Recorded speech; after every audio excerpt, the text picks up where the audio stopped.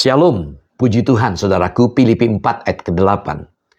Filipi 4 ayat ke-8 mengatakan, jadi akhirnya saudara, semua yang benar, semua yang mulia, semua yang adil, semua yang suci, semua yang manis, semua yang sedap didengar, semua yang disebut kebajikan dan patut dipuji, pikirkanlah semuanya itu. Menarik ayat ini, saudara, kita butuh waktu untuk mempelajari.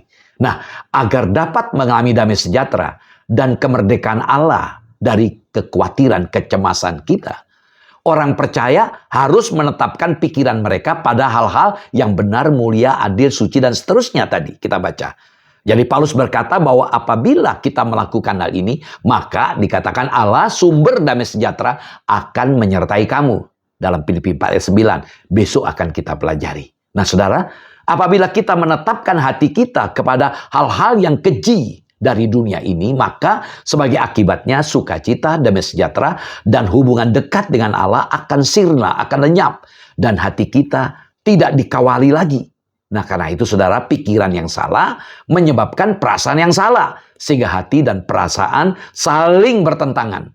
Dan kita dihantui oleh perasaan khawatir, cemas, dan takut. Jadi kita harus berpikir benar. Dan pikiran yang bagaimana saudara? Pertama, yang benar.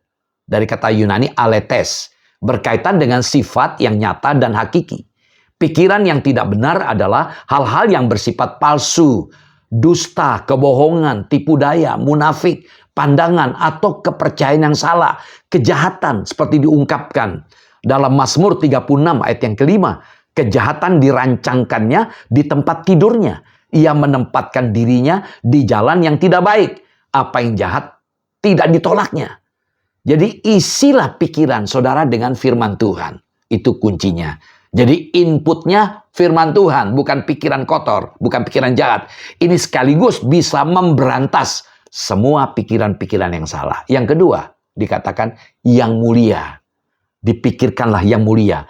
Dari kata Yunani semnos, artinya layak untuk dihormati, layak untuk dimuliakan. Ini bertentangan dengan hal-hal yang vulgar, kasar, jorok, tidak sopan, cabul. Karena itu jangan biarkan hal-hal seperti itu bercokol dalam pikiran saudara. Yang ketiga, kita memiliki pikiran yang adil. Dari kata Yunani, dikaios. Yang adil, dikaios. Dalam versi bahasa Inggris NIV, right, benar, adil. Yang menunjuk pada apa yang sesuai selaras dengan aturan atau keadilan. Sesuai dengan konsepsi yang tertinggi tentang apa yang benar.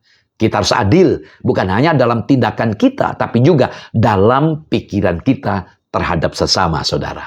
Yang keempat, yang dipikirkan yang suci, dari kata Yunani haknos. Dalam versi NIV, pure, artinya murni, tidak tercampur dengan unsur-unsur yang akan merendahkan martabat jiwa. Ini bertentangan dengan hal-hal yang najis, yang bertentangan dengan kesucian Allah. Misalnya, memikirkan atau membayangkan hal-hal yang bersifat cabul, memikirkan bagaimana bisa berzina tanpa ketahuan. Nah itu makna yang keempat. Yang kelima, yang manis. Dari kata Yunani prospiles. Nah kata prospiles dalam versi bahasa Inggris NIV, lovely, bagus, elok, menyenangkan. Jadi hal-hal yang menimbulkan atau mengilhamkan kasih. Itu yang kita pikirkan. Yang keenam, sedap didengar. Dari kata Yunani eupemos. Dalam versi NIV, ya admirable, terpuji, merujuk sebagai hal-hal yang layak untuk didengar oleh Allah. Segala sesuatu yang enak untuk didengar. Yang ketujuh, disebut kebajikan. Dalam versi NIV, excellent, baik, bagus sekali. Mutu yang sangat baik, berkualitas. Dan sesuatu yang baik dalam diri manusia jelas adalah kebaikan atau kebajikan. Jadi apapun yang masih bernilai di dalam konsepsi hidupmu yang lama tentang kebajikan. Puji Tuhan.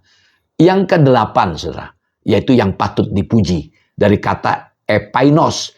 Ini tidak berarti bahwa kita memikirkan hal-hal yang mendatangkan pujian bagi kita. Karena hal ini jelas dikecam dalam Matius 6 ayat 1-18.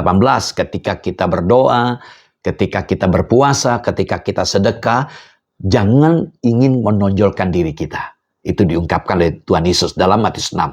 Jadi sesungguhnya kita harus memikirkan bagaimana bisa melakukan hal-hal yang mendatangkan kesaksian yang baik bagi kekesenangan kita. Misalnya, menolong orang miskin, menghibur orang yang susah. Kita diperintahkan untuk apa? Pikirkanlah.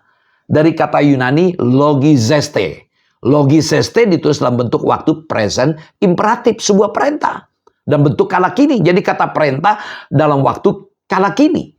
Waktu sekarang menunjukkan bahwa perintah ini harus dilakukan secara terus-menerus. Jadi yang ada dalam pikiran kita itu terus-menerus seperti apa yang saya sampaikan 8 hal tadi. Ya, jadi dengan kata lain kita harus menjadikan hal-hal yang kita pikirkan tadi sebagai suatu habit, kebiasaan. Nah, kata pikir dalam bahasa Yunani untuk ayat ini sebenarnya tidak sekadar berarti berpikir, tetapi berpikir dalam arti merenungkan dengan maksud untuk mendapatkan cara-cara untuk mewujudkannya. Saudara, karena itu jangan biarkan sedetik pun pikiran kita diisi dengan hal-hal yang jahat, tidak benar, tidak mulia, dan sebagainya. Selamat berpikir yang positif. Tuhan Yesus memberkati. Shalom.